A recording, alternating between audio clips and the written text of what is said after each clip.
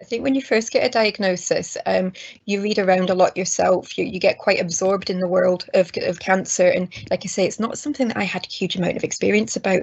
My friends all came to support me, because at the time in October 2019, that was the time when you could lean on your family, you could lean on your friends. I had a lot of support around me, and like I say, once I think I had that medical plan. It was something that I felt comfortable with the GPs and the hospital teams to go forwards with. It wasn't until a little bit later that after I'd had my initial treatment phases and I found out that I had the BRCA2 gene, where it felt another level. It was compounding the bad news. There was bad news sort of on top of bad news for me, and I think I dealt with it pretty well, like the initial cancer diagnosis, for a period of time. The chemotherapy, it's tricky, and sort of juggling things, but it came at a point in my life, in personal life as well, where I was sort of running out of road. I was tired from the effects of treatment, and actually my husband got to a point as well where he found that the whole process had taken its toll on our marriage. So the cancer had affected our marriage to a point, and he left.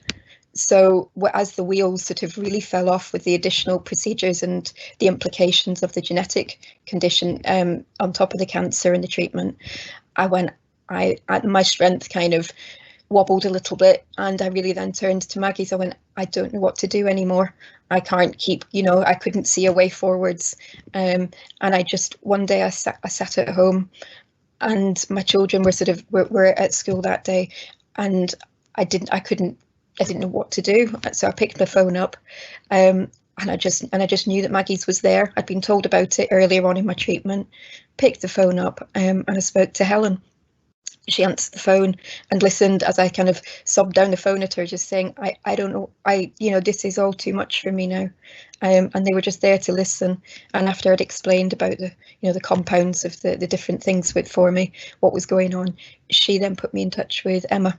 And Emma's the clinical psychologist at the Leeds Maggie Centre, and she agreed to see me, and just talk me through what was going on, and help me understand sort of my treatment, my diagnosis, and the way that I was maybe responding to that, and sort of reassured me that it was okay. It was okay that I was finding it difficult. It was okay that it was a little bit of a struggle, and just sort of helped me unscramble my brain a little bit, and just recognise that it was a journey, it was a process, it was difficult, but there was still light at the end of the tunnel, and just helped me kind of find a way to keep going.